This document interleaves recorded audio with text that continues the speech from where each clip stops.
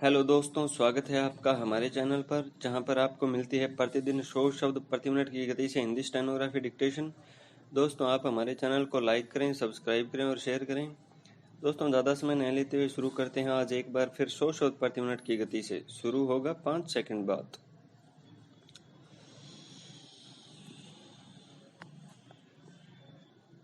विकास की राह पर आगे बढ़ते हुए भारत कब भटक गया, जब कभी भी भविष्य में इस तथ्य को जांचा परखा जाएगा तो 21वीं सदी का 2010-20 का दशक आंखों के सामने आएगा।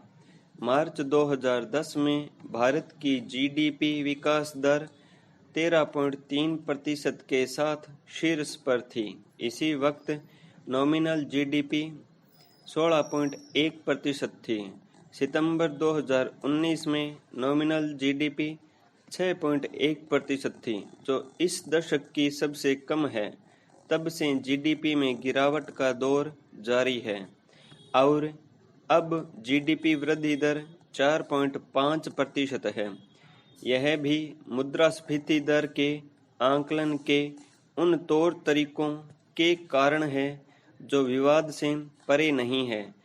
पूर्व मुख्य आर्थिक सलाहकार अरविंद सुब्रमण्यन के अनुसार भारत की विकास दर कम से कम 2.5 गुना अधिक बताई गई है, जबकि भाजपा सांसद सुब्रमण्यम स्वामी का अनुमान तो इसके केवल 1.5% होने का है। पैरा बीते दशक की अर्थव्यवस्था की स्थिति से भी यह गिरावट झलकती है। 2010 में कृषि क्षेत्र का जीडीपी में योगदान 17.5%, औद्योगिक क्षेत्र का 30.2% और सेवा क्षेत्र का 45.4% रहा।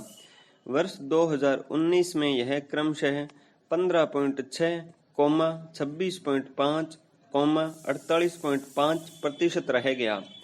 उद्योगों का योगदान लगातार कम हो रहा है।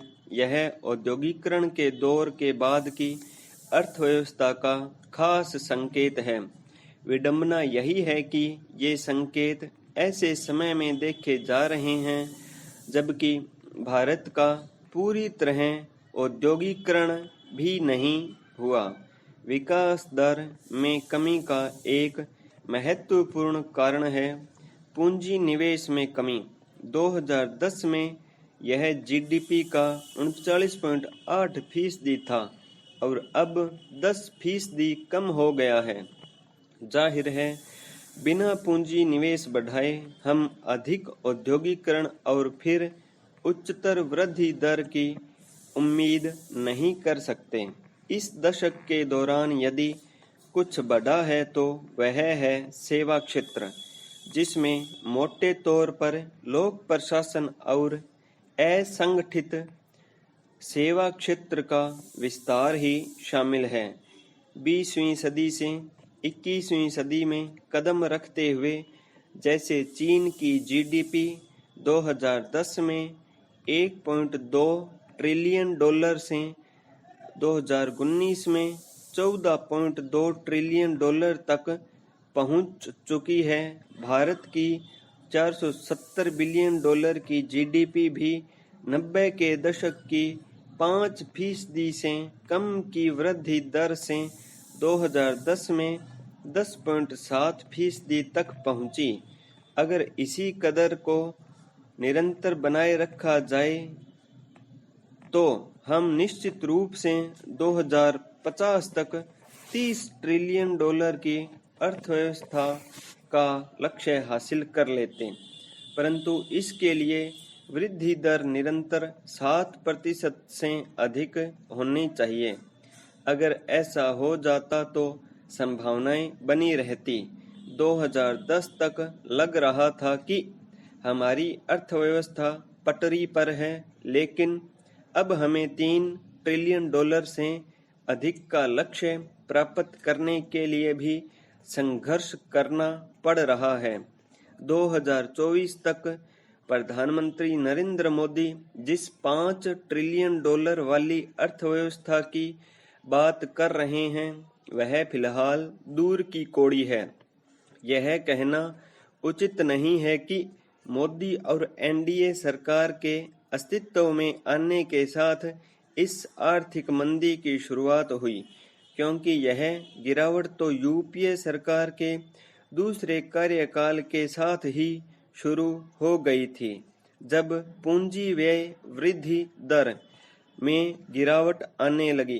डॉक्टर मनमोहन सिंह जैसे अर्थशास्त्री भी इसे भांप नहीं पाए।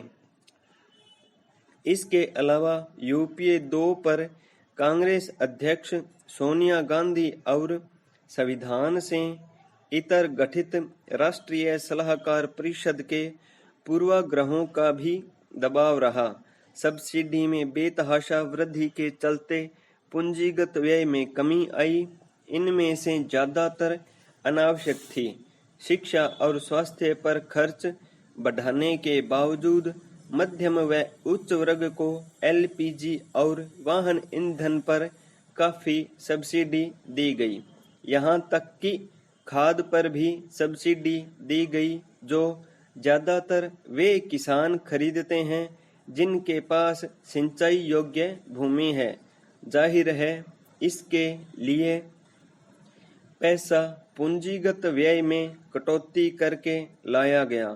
2014 के बाद से मोदी सरकार ने इस ओर ध्यान न देकर नोटबंदी और जीएसटी लागू कर दिया, जो अर्थव्यवस्था की चाल को और धीमा कर गया। पैरा सच्चाई और भी भयावह है। 2011 से बचत और जीडीपी में लगातार गिरावट आ रही है और सरकार हाथ पर हाथ धरे बैठी है। नतीजतन सरकार जीडीपी अनुपात एवं निवेश जीडीपी अनुपात में भी गिरावट देख रही है। आर्थिक विकास दर का अनुमान लगाना मुश्किल है और विकास कहीं पीछे छूट गया है। पूंजीगत व्यय जैसे आर्थिक विकास के पहिए गायब हैं। 2014 के बाद से बैंकों द्वारा वित्त पोषित प्रोजेक्ट में भी कमी आई है। ये आधे से भी कम, यानी कि 2018-19 में 1600 अरब से कम के रह गए हैं। बाजार द्वारा वित्त पोषित प्रोजेक्ट तो एकदम ही कम रह गए हैं। इसका परिणाम यह रहा कि निर्माण जीडीपी अनुपात अब 15% ही रह गया है। उद्योग लाभ जीडीपी अनुपात पिछले 15 साल के निम्न स्तर पर करीब 2.7 रह गया है। इतने सारे आंकड़ों में गिरावट के बीच रोजगार सृजन संभव नहीं है। ग्रामीण मजदूरी में कमी इसी की सूचक है। अक्टूबर 2007 से अक्टूबर 2013 के बीच कृषि एवं गैर कृषि क्षेत्रों में ग्रामीण भत्तों में क्रमशः 17 और 15% की वृद्धि देखी गई। फिर नवंबर 2014 से कृषि एवं गैर कृषि क्षेत्रों में केवल 5.6 और 6.5% वृद्धि देखी गई। 2019 में औसत ग्रामीण पारिश्रमिक वृद्धि और गिरकर मात्र 3.1% रह गई। जब यह पूर्णतः स्पष्ट है कि भारत में शहरी वर्ग तरक्की की राह पर है।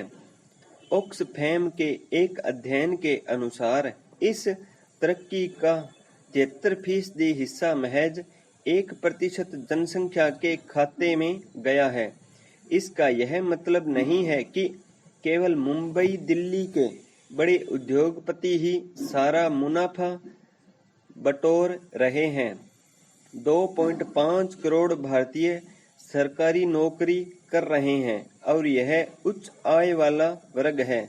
इसी वर्ग से ताल्लुक रखने वाले करीब 1 करोड़ लोग निजी और असंगठित क्षेत्र में रोजगाररत हैं।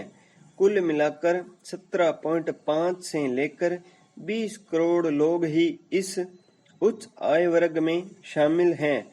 यही वर्ग सबसे बड़ा उपभोक्ता है।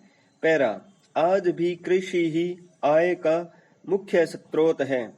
1880 में भारतीय अकाल आयोग ने कहा था, इतनी बड़ी जनसंख्या वाले देश में बहुत कम लोग खेती कर रहे हैं। पाई स्टॉप।